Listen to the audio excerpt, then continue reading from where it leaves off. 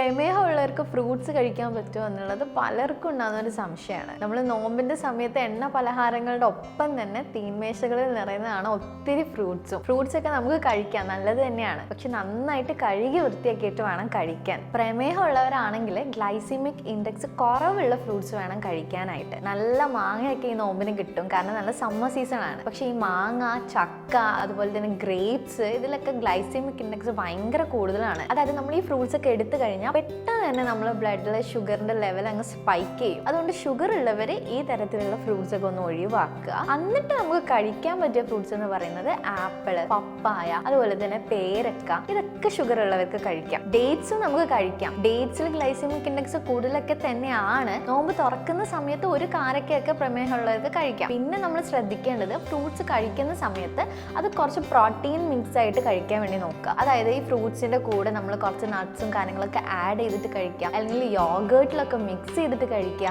ഇതൊക്കെ നല്ലത് തന്നെയാണ്. അതുപോലെ തന്നെ ഫ്രൂട്ട് ജ്യൂസസ് ഒന്നും ഒഴിവാക്കുക. പ്രമേഹമുള്ളവര് ഫ്രൂട്ട്സ് ജ്യൂസ് ആയിട്ട് കഴിക്കാതെ കട്ട് ഫ്രൂട്ട്സ് ആയിട്ട് എടുക്കുന്നതായിരിക്കും പ്രമേഹമുള്ളവർക്ക് ഒരു ബെറ്റർ ഓപ്ഷൻ.